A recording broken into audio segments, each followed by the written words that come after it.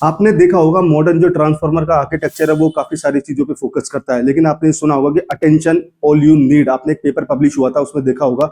So basically attention जो होता है वो ट्रांसफार्मर का ब्रेन होता है, क्योंकि सोचने समझने की जो कैपेबिलिटी होती है, जो मीनिंग डिफाइन करता है किसी भी टोकन का एग्जिस्टिंग इनपुट के साथ में, जो यूजर का क्वेरी आता है उसके साथ में जो वर्ड का मीनिंग डिफाइन करना होता है वो अटेंशन मैकेनिज्म्स के थ्रू किया जाता है। ठीक है, तो अटेंशन मैकेनिज्म में तीन पार्ट इंपॉर्टेंट होते हैं, एक होता है क्वेरी, एक होता है की, एक होता है वैल्यू। आप बोर्ड पे भी देख रहे होंगे। क्वेरी में आप समझेंगे कि इस वाले क्वेरी के थ्रू यूजर क्या जानना चाहता है।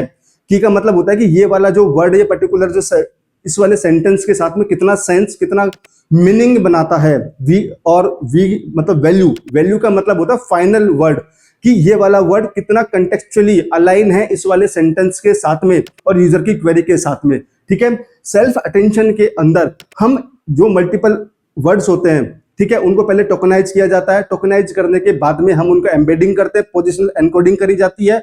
उसके बाद में अटेंशन मैकेनिज्म में उनको पास किया जाता है कुछ वेट लगा के। ठीक है, वेट के बारे में हम अपन डिटेल में डिस्कशन करेंगे नेक्स्ट डिटेल सेशन में अटेंशन के बारे में।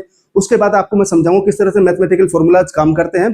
उसके बाद में फिर एक फाइनल आउटकम जनरेट होता है। फाइनल आउटकम जब जनरेट होता है उनमें एक रिलेशनशिप डिफाइन होता है, उसके बेसिस पे फिर फाइनल आउटकम को एक शेप दिया जाता है, एक फाइनल वे में रिप्रेजेंट किया जाता है। इसको बोलते हैं सेल्फ अटेंशन। और इसका एक इसको पैरेलल में एग्जीक्यूट करने के लिए मल्टी हेड अटेंशन होता है। तो मल्टीपल सेल्फ अटेंशन को चलाने के लिए, ठीक है, पैरेलल में बहुत सारी लेयर बनाई जाती है सेल्फ अटेंशन की, उनको हिडन लेयर्स बोलते हैं। और फाइनली मल्टी हेड अटेंशन से अपन को एक फाइनल सेंटेंस मिलता है जो कि एक सेंस बनाता है यूजर की क्वेरी के साथ में, और उसको एज ए रेस्पॉन्स की तरह रिप्रेजेंट किया जाता है।